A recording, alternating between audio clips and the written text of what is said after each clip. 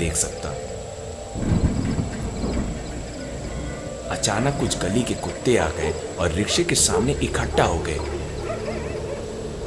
रिक्शे को अजीब तरह से देखकर वे चिल्लाने लगे और थोड़ी देर बाद वे डर गए और अचानक भाग गए।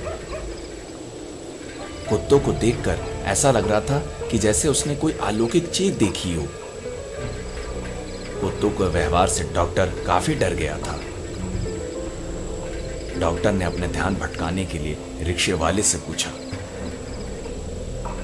कि आसपास कोई अस्पताल या स्वास्थ्य केंद्र है, यहाँ चिकित्सा व्यवस्था?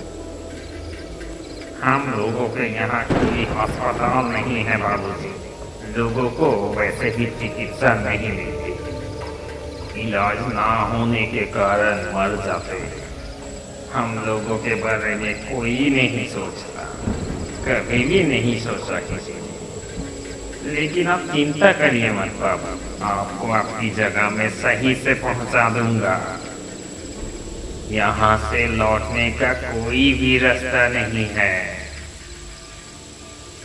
अचानक एक छोटी सी काली बिल्ली रिक्शे के सामने कूद पड़ी। उसकी आंखों में एक रहस्यमय झलक है। बिल्ली ने इतनी अजीब तरीके से आवाज लगाई जो सामान्य नहीं है। आधी रात को ऐसी शांत सड़क पर बिल्ली की रहस्यमय आवाज ने डॉक्टर को डरा दिया। रिक्शे ने अचानक झटका दिया। डॉक्टर का रिक्शे से संतुलन लगभग बिगड़ गया। उसने जैसे तैसे खुद को संभाला, लेकिन उसे एक बहुत भयानक चीज दिखी। चांद की रोशनी में रिक्शे की परछाई सड़क पर पड़ रही थी, लेकिन रिक्शे वाले की परछाई नहीं पड़ रही थी। उसने देखा कि उसकी परछाई सड़क पर पड़ रही है। डॉक्टर बिल्कुल भी घबराया नहीं, लेकिन उन्हें एहसास हुआ कि कहीं कुछ गड़बड़ है। अचानक डॉक्टर को महसूस हुआ कि रिक्शे की बगल वाली सीट पर खाली हिस्से में सिर पर घूंघट ओढ़कर एक महिला बैठी है।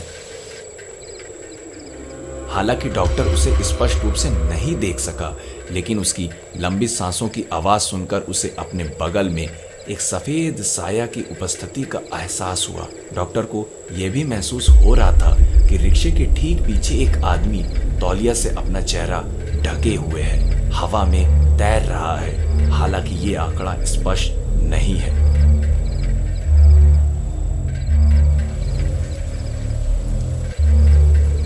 डॉक्टर को एहसास होता है कि उसके आसपास कोई अदृश्य शक्तियां प्रकट हो गई हैं, जिन्होंने उसे घेर लिया है।